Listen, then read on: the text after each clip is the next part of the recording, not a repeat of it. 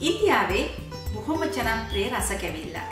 කිරි වලින් හදපු රසමලයි තමයි මම අද ඔයාලත් එක්ක හදන්න සූදානමින් ඉන්නේ.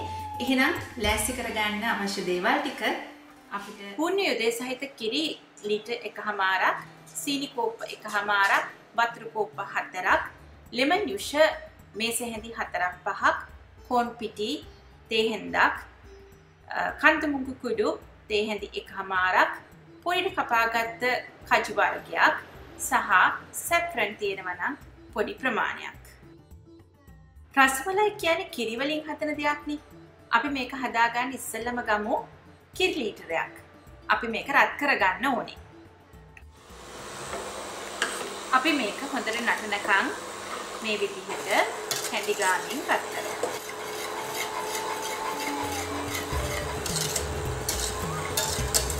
මේක නටනකොට අපි ලිප නිවලා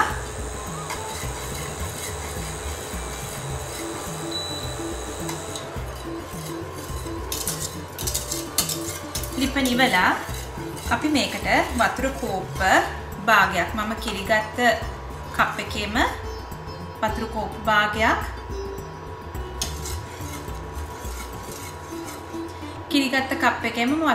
භාගයක් මේකට දානවා. ඒ දාන්නේ මේකේ ටෙම්පරේචර් එක අඩු කරගන්න. දැන් අපිට මේ කිරි ටික කැටි ගස්වා ගන්නයි ඕනේ. ඉතින් ඒකට අපි ස්වභාවික ද්‍රව්‍යයක් පාවිච්චි කරනවා ලෙමන් යුෂ. මිරිකා ගත්ත ලෙමන් යුෂ අපි මේ කිරි එක නිවුනහම මේ විදිහට එකතු කරනවා. ඊට පස්සේ නැවතත් අපි මේක අපේ හැන්දෙන් කලවම් කරන්න. එතකොට ඔන්න ඔයගොල්ලන්ට පෙනේවි මෙන්න මේ ආකාරයට කිරි කැටි ගහලා තියෙනවා. හරි. දැන් ඔන්න අපිට අවශ්‍ය ටික කෙරුණා. දැන් ඊළඟ පියවර තමයි අපි මේක පිරිසිදු රෙදි කඩක් පාවිච්චි කරලා පෙරා ගන්න එක. මම දැන් ඒක පෙන්නන්නම්. ඔයගොල්ලන්ට පුළුවන් මේ වගේ පයිරෙක්ස් වාචනයකට මේ වගේ ස්ට්‍රේන් එකක් තියලා පිරිසිදු නැප්කින් එකක් මේකට පාවිච්චි කරන්න. සිහින් සිදුරු තියෙන නැප්කින් එකක් මේකට පාවිච්චි කරන්න පුළුවන් මේ ටික පෙරා ගන්න. ඔයගොල්ලන්ට පෙනේවි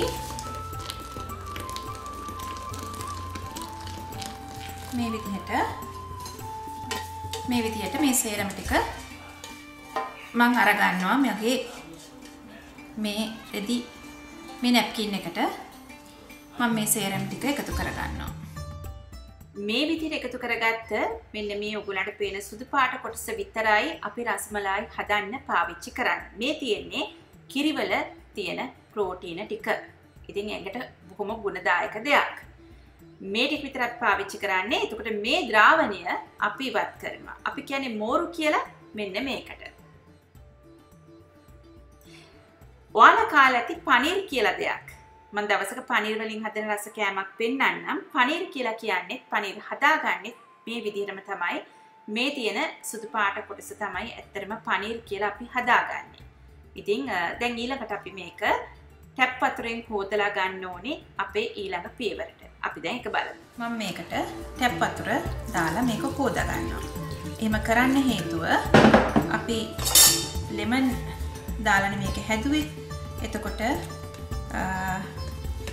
ලෙමන් රස මේක ඉතුරු වෙන්න පුළුවන්. ඒක නිසා මම හොදගමු.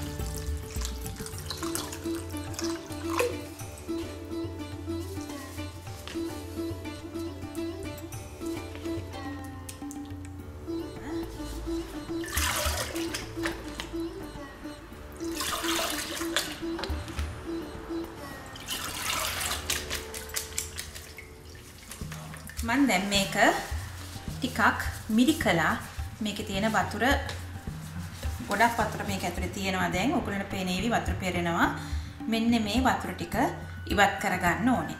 හැබැයි මම ඔක්කොම මිරිකලා ඉවත් කරන්නේ නැහැ.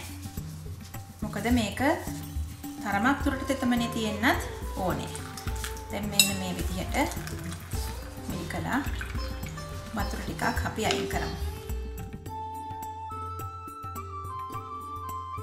මේ වතුර ගාන මේ තෙතමනේ තිප්පට කමක් නැහැ.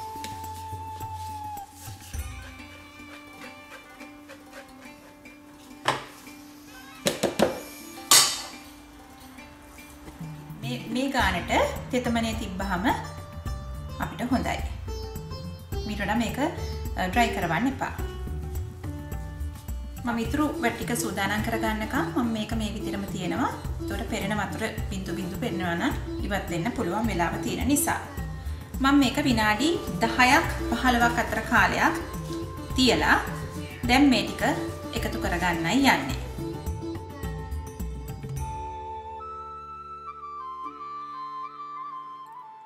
ඊළඟට අපි මේකට කෝර්න්ෆ්ලවර් තේ හැන්දක් එකතු කරමු.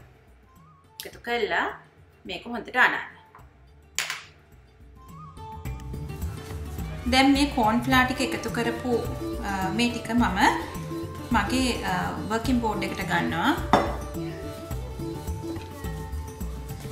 බෝඩ් එක හොඳට පිරිසුදු කරලා තියෙන බෝඩ් එකක් අරගෙන මේක දාලා හොඳට මෙන්න මේ විදිහට අල්ලෙන් මේක මෙහෙම ප්‍රෙස් කරලා විනාඩි 10ක් මේ විදිහට මේක ස්මූත් වෙනකන් මුර්තු වෙනකන් හොඳට මේ විදිහට කරන්න විනාඩි 10ක්.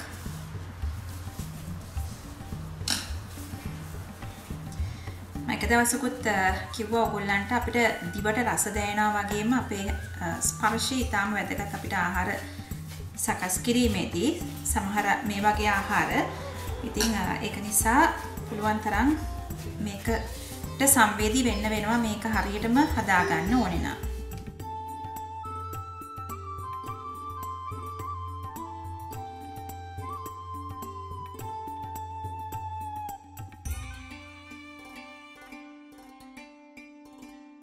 තෙරපලා මිශ්‍ර කරන් පස්සේ රෝල් කරන් පස්සේ අපිට මෙන්න මේ වගේ පහසුවෙන් හසුරවන්න පුළුවන් මෝලියක් ලැබෙනවා.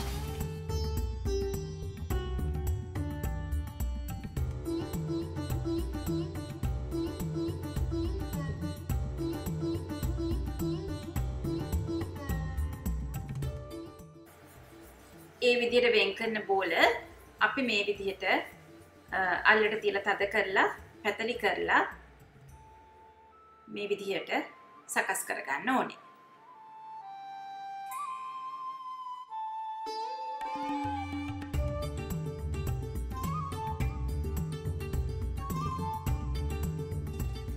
දැන් අපි මේකේ තුන්වෙනි පියවරට යන්නයි සූදානම.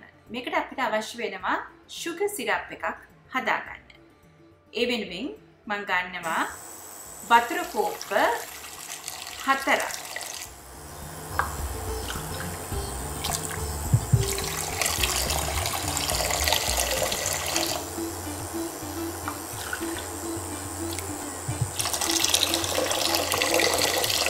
සීනි කෝප්ප එකක්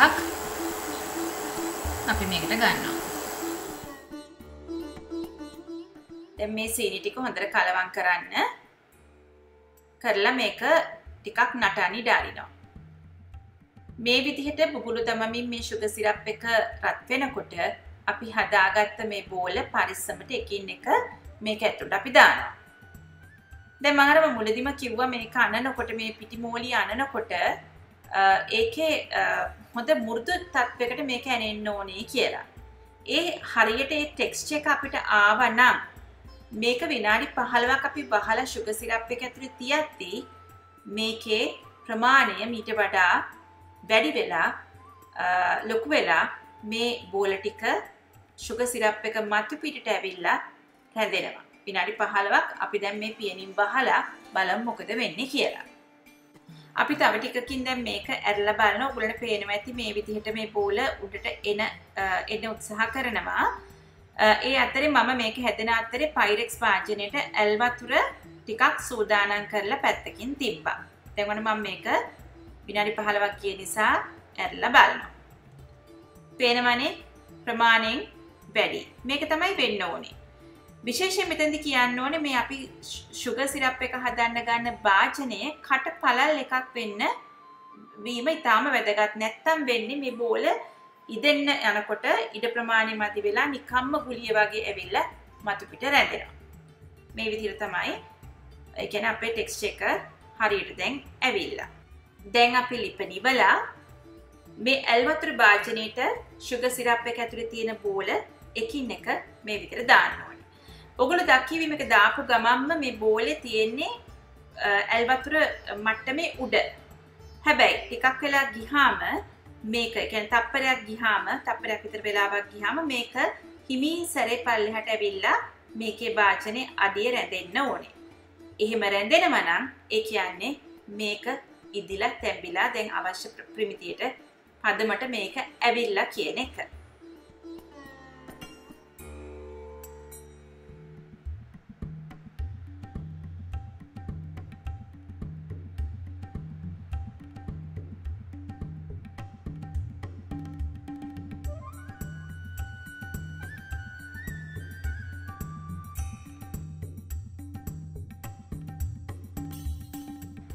දැන් අපේ මේ රස කැවිල්ලේ රසවත්ම කොටස තමයි ඊළඟට අපි හදන්නේ. ඒ තමයි කිරි සීනි දෙක මිශ්‍ර කරලා හදන සිරප් එක. මට ඕනේ මේකට කිරි මිලිලීටර් 500ක් අපි රත් කරමු.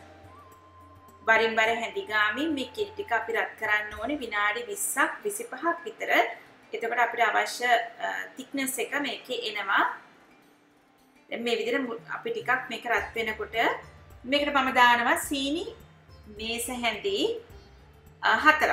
කිරි මිලිලීටර් 500ට සීනි මේස හැඳි 4ක්.